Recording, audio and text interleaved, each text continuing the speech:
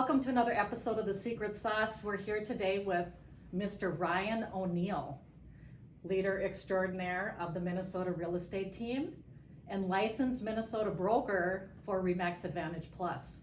Now you also have a radio show. Yes. Minnesota Real Estate The Minnesota Real Estate Show, yeah. Yep, on Love 105. Yeah, every Okay. Sunday morning, 10 a.m. to 11 a.m. We've done a local radio show here for almost 18 years, every weekend.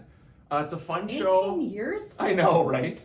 Oh my gosh, I didn't know you guys have been doing it that long. Fun, interactive. We bring on other guests, agents, take callers, questions. It's really more of an informationally based show, so it's less about we go on air and talk about us. It's more about the market conditions, Yeah. things of interest to people, and it's a fun show. Fun, interactive, Right.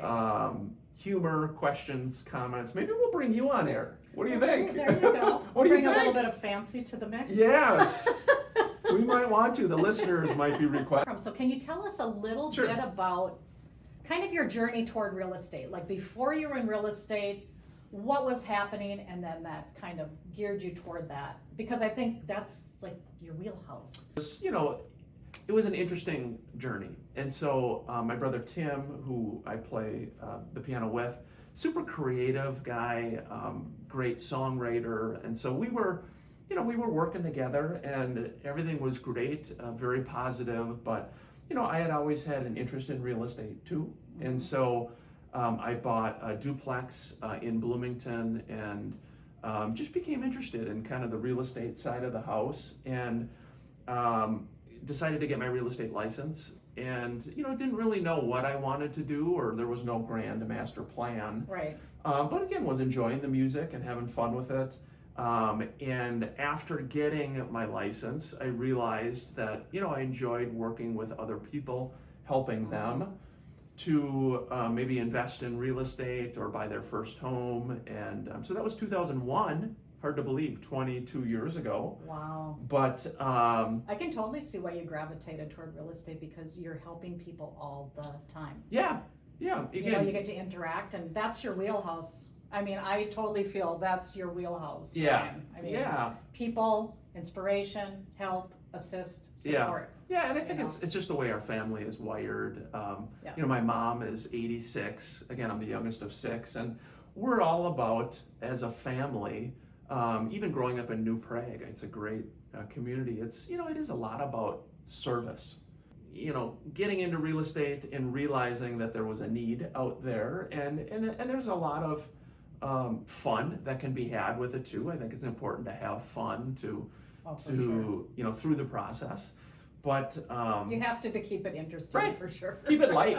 Keep it light. People Exactly. don't want, if it's too serious, nobody Yeah. wants. And I think sometimes Yeah. with real estate sales, that can be a challenge for people because they think that they're selling. And I've always told people yeah. that it's more about relationship building. It's getting to know other people. It's finding out what's important to Yes. them. And Yeah. then working with them on their timeline. I'm super low sales pitch and pressure. And I would always tell clients that early on that, hey, take your time. There's no rush, no pressure. And I think people want that in today's world. They don't want to feel like they're being pressured to do anything. Oh, yeah. Their response is way, Right. if they're more calm and they feel like someone's like, it's okay. Yeah. What do you think is the biggest factor that has helped you be successful?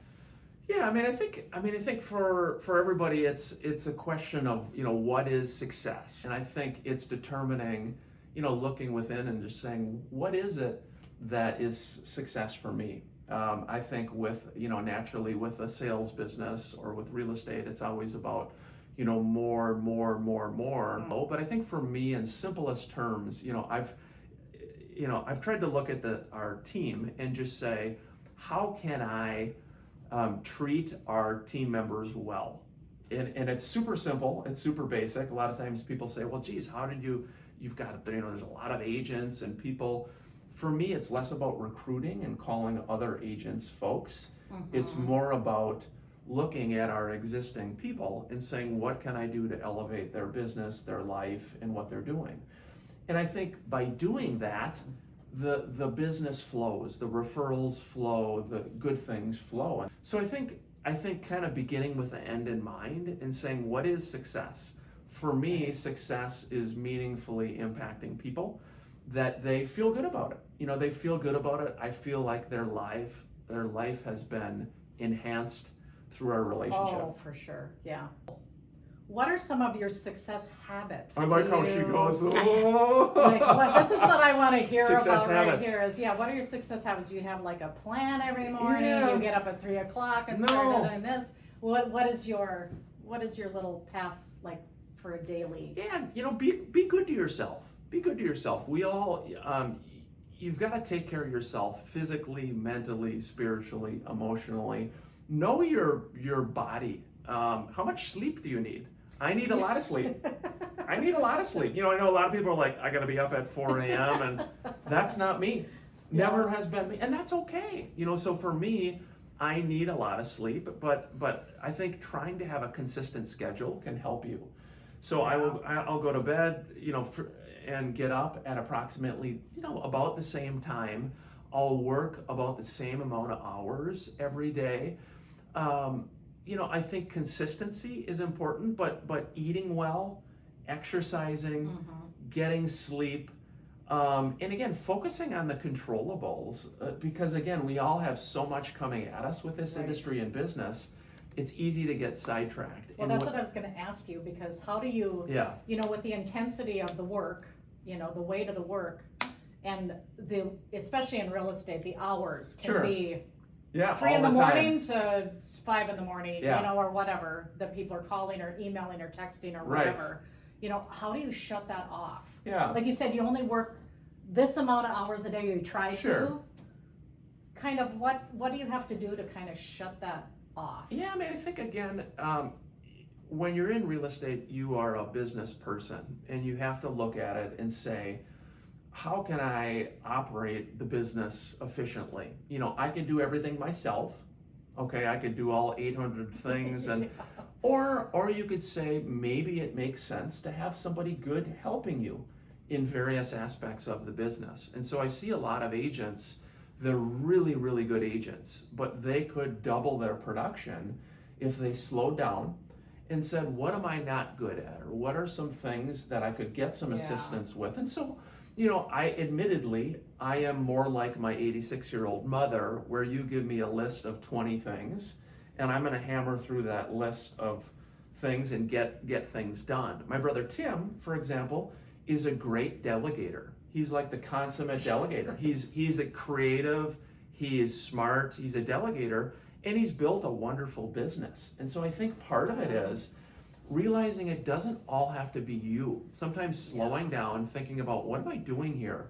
Does this make sense, the action that I'm taking? And I think that's partly, I get it. You know, everything costs money. Nobody wants to spend money. You don't want to have to hire people or whatever. But I think you have to look, in real estate, you have to look at yourself as a business person and say, where could I get some help? Maybe an hour a day, 2 hours a day, 3 hours a day, to have people help you with tasks. And with our team, I have a wonderful group of people who help out. That you know, again, it's through their efforts that the team runs really well. And again, if you find good people, you pay them well, you treat them well, good things are going to happen. And again, I know that sounds super simple and basic, but I just think part of it is I realize I can't do everything myself. Right. Well, that's the first step, right? Yeah. And I think when you share the load, you're not only taking off that weight, you're also empowering those around you to step in and step up and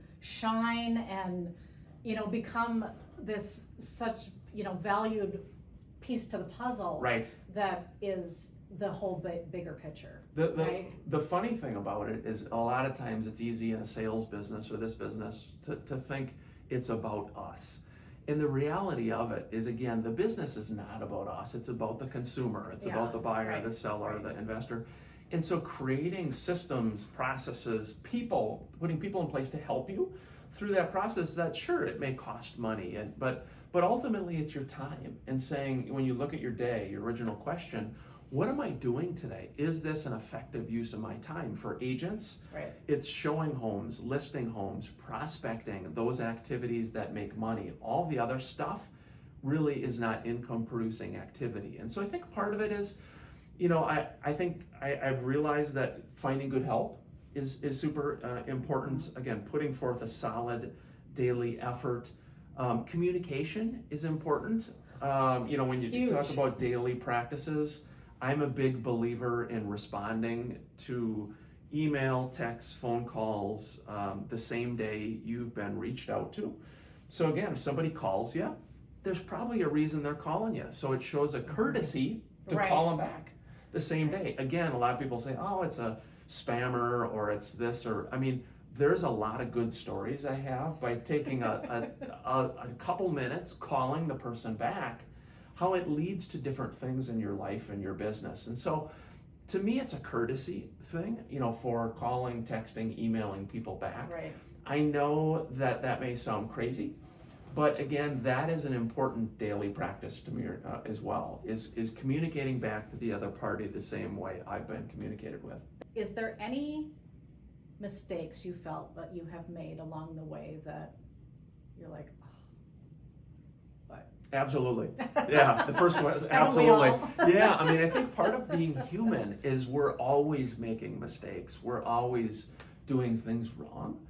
And I think to just be okay with that. I think we are all our own worst critic in so many Amen ways. to that. I see it Amen. with agents. So many really, really good agents that they're so hard on themselves.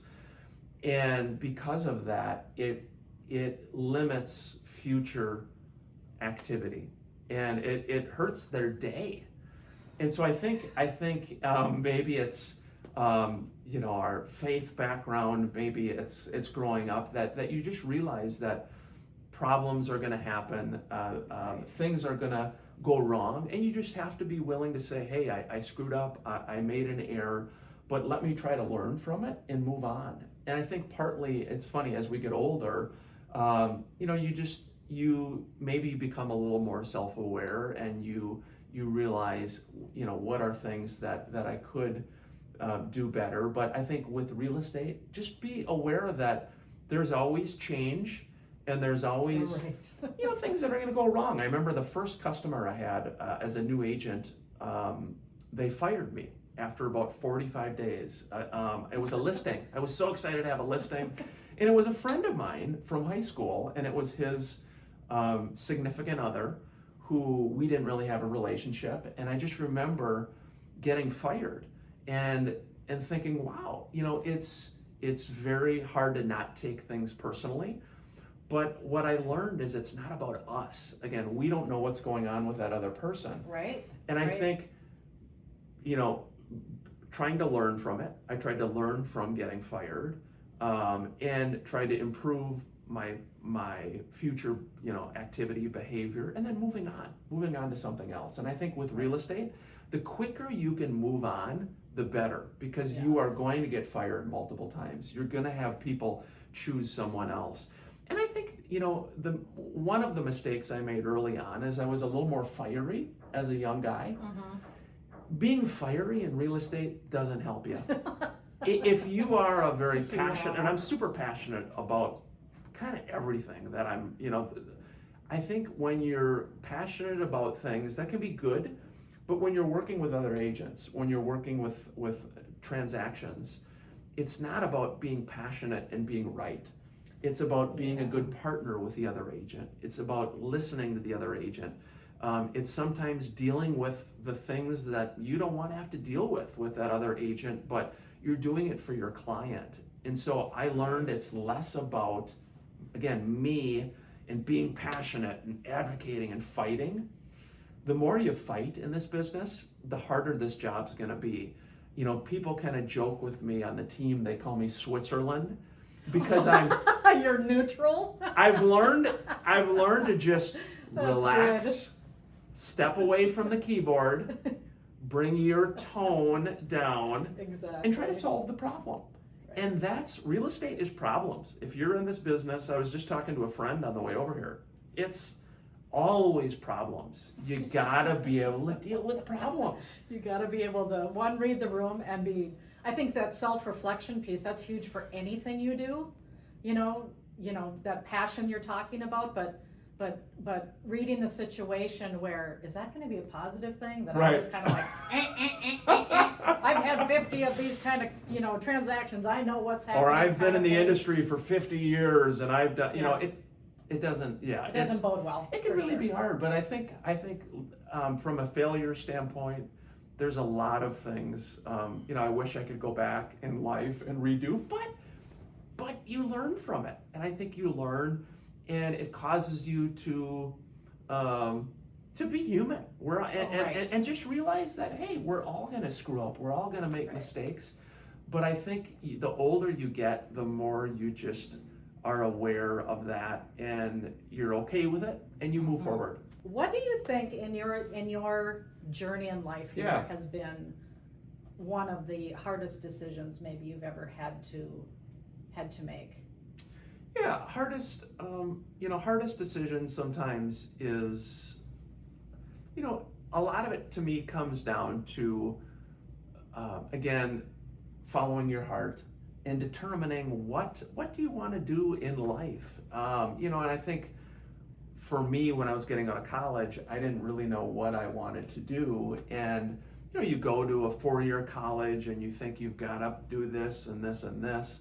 And, making the decision to get into music, it was hard in a lot of sense because people expect certain things. We create for these sure. expectations. Yeah. And I quickly realized both through that, but then getting into real estate, you go through a 3-week school, you get a license, and you're like, I remember telling my dad, I'm going to be a realtor. He's like, oh, okay, I'm glad I paid for all that. So we're hard on ourselves. We think of this, but it's less about the end of the like where you're getting to, and it's more about the journey. Yeah. And I think when you can be okay with that, just give yourself some grace. That helps a lot, because again, I think we all have this feeling that A's got to lead to B to C to D, and so those decisions were hard for me because that's the way I think. Is I'm kind of it's got to lead to something. Yeah. It's got to build, Yeah. and sometimes it doesn't. Sometimes you build it a doesn't. little bit, and you're like, oh no, I'm going in this direction now, or this way, or something else is interested me, and I've really found what my wheelhouse is. So now I'm going in this direction. Right. So, and it's Yeah. all okay, right? It can be. You just have to be okay with it. Just let it go. Just let it go. Let it go. Let it go, Switzerland. So what is it that you think is the best advice that you could give someone just about, not even maybe so much business, but just kind of for life notes? Yeah, best advice is have some fun in life. Have some fun. Life is short. I've had many good friends who died young, died early, died tragically. So for me, it's the best advice I would say is just having fun, making each day count, whatever that means. Whatever that means.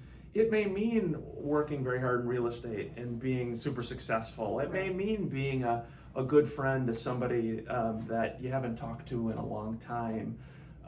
It can mean a lot of different things. So I think, the best advice for me and what I've, tried to do is making each day count, whatever that is. And, I've tried, through some of the work, our family started a little foundation, a foundation called the O'Neill Foundation of Hope, which is all about, giving back to others, making an impact, helping people in various capacities. So I think, again, the best advice is really that, because again, I've seen a lot of people who've been super successful in real estate, who made a ton of money in real estate, but then they get to maybe that end goal and it isn't what they thought, or it's hurt their relationships with spouses, with kids. And so you gotta know where you're going and why are you going there, Right. And again, very basic, But I think sometimes we're just programmed that more, we always got to get to the next level. Then we're like, what am I doing? Right. You know, you wake up and you got, you know, a little gray hair and you're like, is this what I want to do? Right. So that, my friends, is the secret sauce. See you next time.